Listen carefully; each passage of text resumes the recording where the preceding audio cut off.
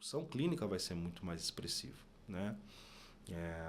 E a gente pode ter complicações relacionadas a essa trombose, né? Que geralmente são? O tromboembolismo pulmonar acho que acaba sendo Que é o mais grave. o mais grave, né? Então, esse trombo seria que se forma na circulação da perna pode migrar para uma circulação pulmonar. E isso gerar um quadro clínico mais intenso no paciente, né? Então, falta de ar, um cansaço mais significativo.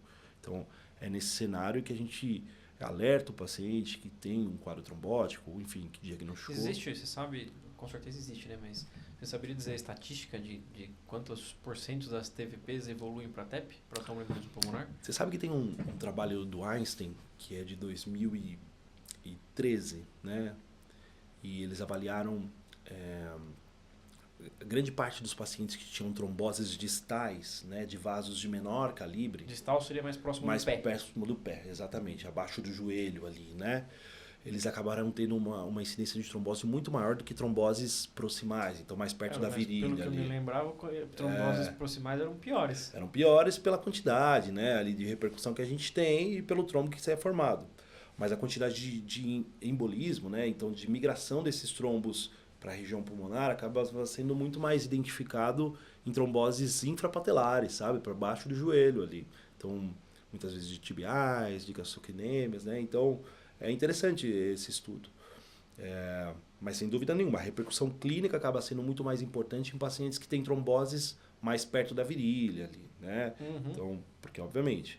Tem mais vaso entupido. Mais vaso entupido. Então, o sangue vai ter uma dificuldade muito maior em voltar, né? Então, acaba sendo muito nesse cenário. E para o paciente que está com uma trombose, geralmente o tratamento ele acaba sendo a anticoagulação só. Uhum. Quanto tempo geralmente esse paciente tem que ficar anticoagulado? Vai... Por que não, por exemplo, recanalizar logo? Dar alguma coisa para recanalizar? Uhum. Normalmente, né, o que vai nortear a anticoagulação desse paciente é o tipo de veia, a região que foi o acometimento, né? Então, a gente tem que ver qual veia que foi acometida por essa trombose. Então, são veias mais proximais, né? São mais perto da virilha, são veias infrapatelares, para baixo do joelho. Então, normalmente, de 3 a 6 meses, né? Antigamente usava-se o Marevan, hoje já pode usar hoje essas medicações mais novas. Os novos anticoagulantes, né? Então, a gente acaba usando esses medicamentos que são hoje mais de fácil manejo, né? E com resultados melhores do ponto de vista de anticoagulação, mais seguros, né? Mas sem dúvida nenhuma, né? A sua questão, você perguntou, né? Por que a gente não recanaliza logo esses pacientes, né? Porque a literatura não mostra benefício. Então, pacientes que têm tromboses, claro, há cenários onde uma trombólise, né? Fazer um tratamento ali de aspiração desse trombo, quando tem seu benefício. Normalmente, ilíaco femoral, um paciente jovem, né? Que acaba tendo um acometimento mais severo da circulação, então são veias quase dentro ali do abdômen, né? Na região do quadril. Então, nesse cenário, se o paciente... a gente acaba identificando um acometimento severo desse trecho ilíaco femoral, a gente sempre coloca na balança ali o risco-benefício de fazer mesmo uma aspiração. É cirúrgico. Aqueles que se faz para AVC, para infarto, alteplase... Normalmente não. Normalmente a gente não faz esse tipo de trombólise sistêmica, né, para o paciente que tem uma trombose venosa de ilíaca, por exemplo, né, de veias ilíacas. A gente normalmente usa dispositivos para aspiração, né? Que acaba também sendo minimamente invasivo, né? Você funciona... A gente funciona uma veia, né?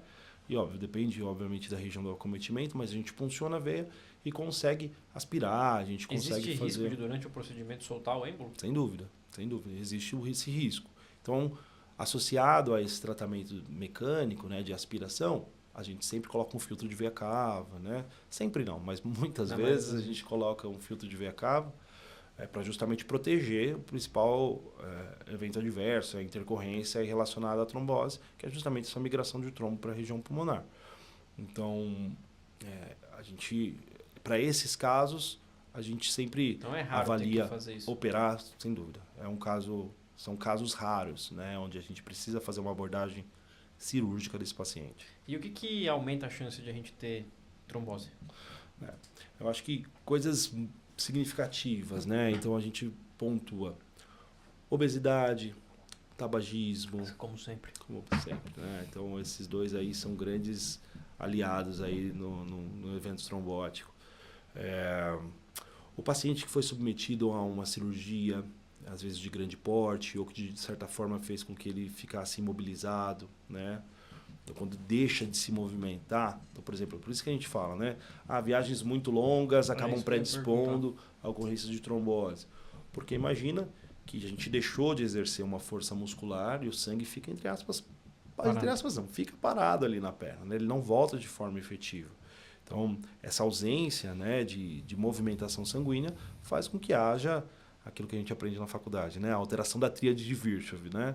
Então, a gente acaba tendo uma predisposição maior. Inicia a cascata de coagulação, né? Exato. Então, a gente acaba tendo essa predisposição aí a um quadro trombótico. Você comentou que trauma, né? Às vezes o paciente bateu e aí ele começa a ter dor na perna, ele acha que pode ser do trauma, e trauma pode ser uma das causas de trombose. Pode ser uma das causas de trombose também, né? Então às vezes um trauma que muito expressivo, né? Com certeza. Então é algo que a gente tem que levar em consideração, né? Então o paciente ele vai chegar com um quadro, ele vai explicar a história dele, ele vai falar, eu bati, eu tive um trauma de alto impacto, com uma energia cinética muito expressiva e que acabou desencadeando esse processo trombótico. Então ele vai falar, minha perna inchou depois que eu bati a moto no carro, ou tava jogando bola e recebi uma entrada muito forte, né? E que às vezes a pessoa acha que é normal, não inchaço pode ser. Acha que é normal, que é do trauma, mas muitas vezes pode ter muitas vezes assim, né? Pode ter um acometimento trombótico ali nesse cenário de trauma, né? E com relação a você investigar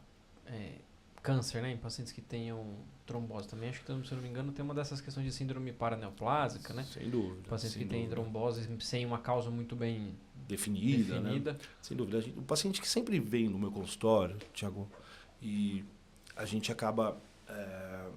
ele vem já, muitas vezes, com um diagnóstico de trombose, a gente vai investigar causas neoplásicas nesse paciente. Então, ele sempre vai passar por uma triagem oncológica.